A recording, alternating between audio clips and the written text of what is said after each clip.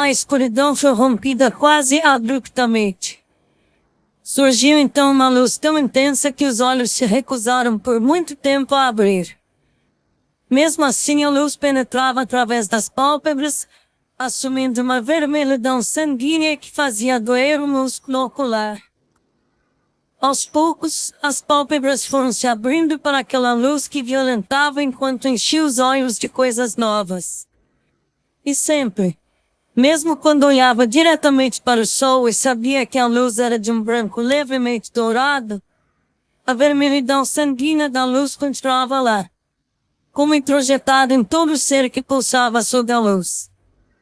E a luz sempre imprimiu a vida, e a vida, a luz.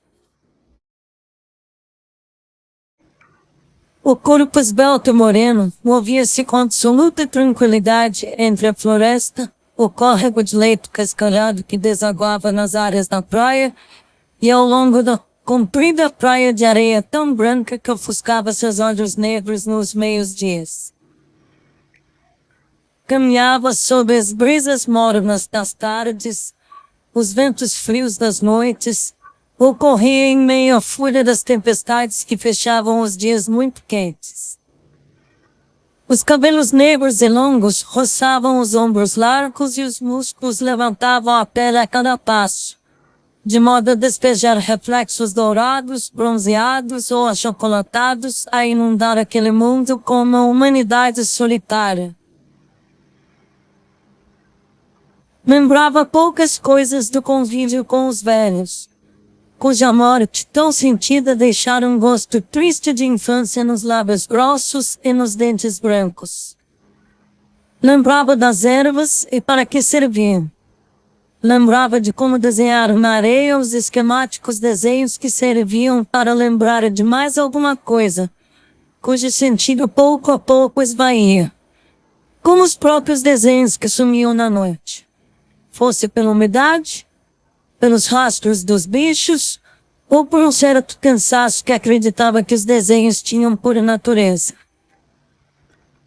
Antiguidades da floresta, do riacho, do mar, da lua e do sol se contrapunham à sua juventude. Mesmo assim, sentia uma integração com aquilo, já que sempre fizera, e sentia que sempre faria parte daquele todo. Interagia com os bichos que apareciam de tempos em tempos em um esboço de comunicação, aproveitando-se e se divertindo com a quebra da imutabilidade do ambiente em que vivia. Nunca pensara na ausência de outra entidade parecida consigo. Nem mesmo tinha plena consciência de sua existência como entidade à parte daquele ambiente. A consciência que tinha era a percepção da fome, saciada com os frutos e as folhas da floresta, e a percepção de um desejo de se tocar. Tocando seu sexo e outras partes de seu corpo, fazia minguar esse desejo em uma convulsão que lhe tirava da mente todas as outras ideias. Não que tivesse muitas ideias. Sentia até, por vezes, que queria que mais ideias lhe passassem pela cabeça. Mas nunca soube como fazer para que elas viessem e continuava a viver feliz com as poucas ideias que lhe distraíam ao sol, tentando lembrar das ideias que passavam muito rápido quando estava escuro. Estranhou certa vez a presença de um bicho que nunca havia visto antes. Pensou em brincar com ele como brincava com os outros bichos que sempre apareciam. Mas, ao tentar acariciar as orelhas do pequenino, em um salto este lhe mordeu com os pequenos dentes afiados. A dor lancinou e ela decidiu se afastar, deixando aquele trecho da praia para o pequenino e para os outros pequeninos que vieram depois. Depois percebeu que, junto com os pequeninos, alguma coisa que não conseguia ver, muito menos definir, veio e se instalou com eles na praia. Essa coisa pouco a pouco secava a floresta que cercava a praia onde os pequeninos se instalaram e proliferavam rapidamente. Passado algum tempo, desconhecia os dias, as semanas, os meses e os anos. Vivia apenas o sol inabalável, as luas que encolhiam e cresciam, e sabia que havia o frio e o calor. Da pústula entumecida que se formara na ferida, surgiu uma coisa desconhecida, parecida com um rastejante, se mexendo em sua pequenez ridícula. Talvez estivesse lá já por algum tempo, e as ervas para sumir com a dor não permitiram perceber. Outras pústulas vieram, e com elas outras pequeninas coisas a se mexer sobre sua terra, de forma que comia cada vez mais folhas para diminuir a dor e o incômodo que lhe causavam. Suas ideias passaram a ficar mais confusas e interrompidas por outras ideias, e uma fraqueza começava a devastar sua vontade. Seus movimentos se tornavam lentos, sua cor esmaecia, e o corpo, outrora cheio de vício, começava a emagrecer numa flacidez doentia. Logo, os grandes voadores que comiam os bichos mortos começaram a se aproximar. Não demorou para que um se aproveitasse de uma vez que não se levantou com o sol e lhe bicasse, retirando um pedaço de carne bem de onde havia uma pústula. Comeu a coisinha que morava ali com a carne. Gostou e contou aos outros voadores que nunca mais lhe deram trégua. A vida, que já andava estranha, começou a ficar difícil com os pequeninos dominando cada vez mais a praia. O inominável companheiro dos pequeninos adoecendo a floresta que margeava a praia, as coisinhas se mexendo a consumir por dentro sua carne, as ideias se interrompendo e se misturando e, agora, os voadores a tentar devorá-la insistentemente, de forma que mal podia fechar os olhos, mesmo quando o sol se deitava. Decidiu seguir o córrego e se enfiar pela floresta. Guardou a distância dos pequeninos e do inominável. Mas as coisinhas que já haviam feito morada em seu corpo movimentavam-se nela enquanto os voadores continuavam a segui-la, mesmo quando se enfiava para jazer nas grutas que jaziam na parte onde a floresta era mais alta. As bicadas dos voadores e o sugar frenético das coisinhas iam diminuindo-lhe a carne de forma que muitos movimentos já não eram possíveis. E, a partir da vez em que os voadores lhe arrancaram os olhos, já não podia mais achar as folhas que diminuíam a dor. Com a dor, as ideias que já se interrompiam o tempo todo começaram a nem aparecer mais, substituídas por um conjunto de sons, cheiros e imagens desconexas que passavam muito rapidamente entre as mudez que a dor causava em sua cabeça. Conseguia ainda localizar as frutas e as raízes pelo tato, e não se afastando muito da água, conseguia manter-se e dessa forma, sem querer, mantinha alimentados os voadores e as coisinhas. Passando as mãos pelo corpo, percebia com extrema tristeza que aquilo que estava ali já não era mais aquilo que fora, assemelhando-se mais àquilo que os velhos se transformaram quando pararam de falar e comer. Foi definhando, se arrastando e mantendo a contragosto as coisinhas e os voadores alimentados até um momento, quando, ao beber a água, sentiu um gosto de bicho podre e ouviu muito próximo o som dos pequeninos, que agora assustava como se fosse um rugido agudo a penetrar a cabeça, espantando o resto das ideias que poderiam ali ter sobrado. Entregou-se e quase teve prazer ao sentir as coisinhas, os voadores e agora os pequeninos, sem luta, consumirem a pele e a pouca carne que sobrava. Em uma mistura de paz e nojo, sentiu a presença do inominável se abater sobre si e sobre a floresta. Nada mais sentiu.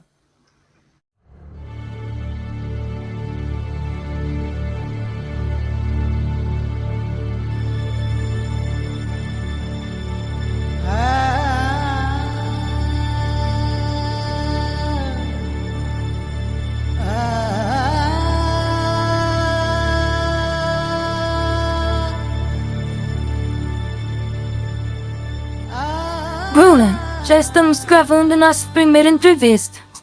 Como nunca fizemos isso antes, acho que vamos descobrir pelo caminho o que é realmente importante registrarmos. Já li o que você escreveu, mas não vou comentar para não influenciar a nossa conversa. Então, comece a falar sobre o que aconteceu durante a audição. Também não sei como vai funcionar isso. Vou tentar ser muito objetiva, mas ainda estou meio lenta por conta do filme. Se ficar confuso o que disseram, me avise. Pode deixar. Vou fumar um baseado para sintonizar minimamente. Quer? Não, tô bem. Então, diga aí, como foi esta sua primeira experiência controlada? Muito interessante. Enquanto ouvia a música, apareceram várias sensações, variando conforme a música se desenvolvia. E, com a música e as sensações, uma história foi sendo construída. Esta história vem numa sequência, como se você assistisse um filme?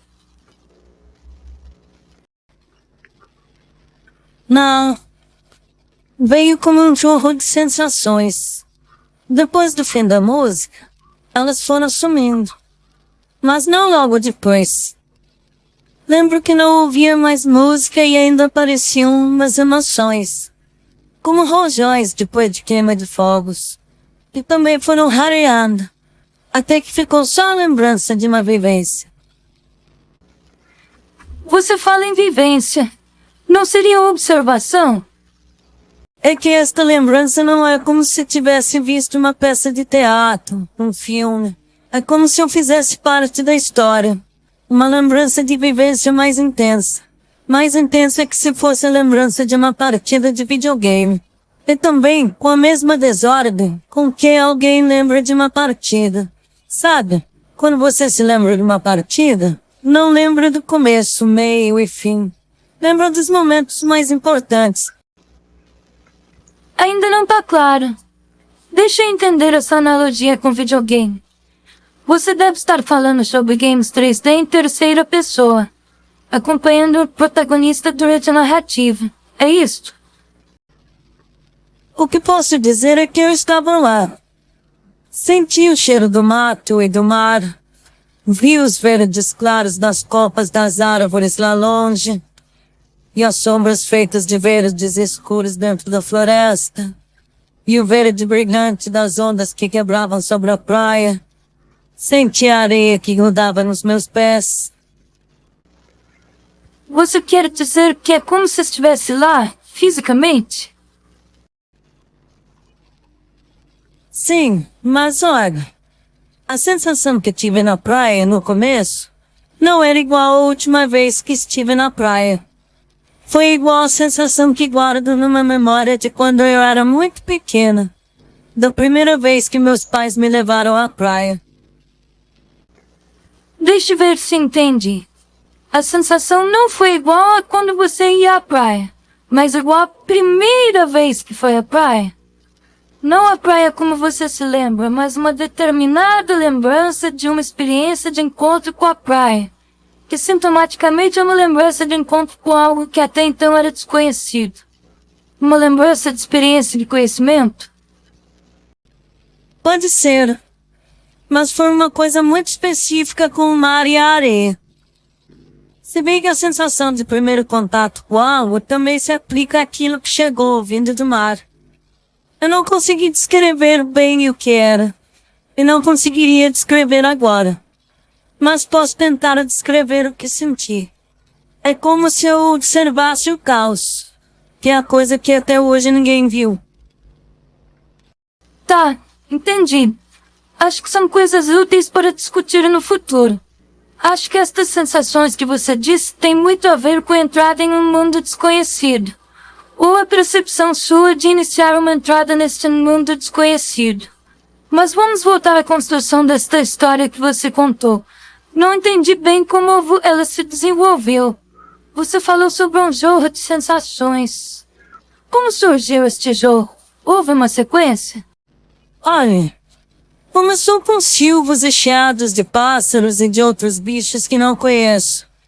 que se criavam pela transformação do arranjo da música em outros sons, meio selvagens, como se compilados de códigos que vinham com a música.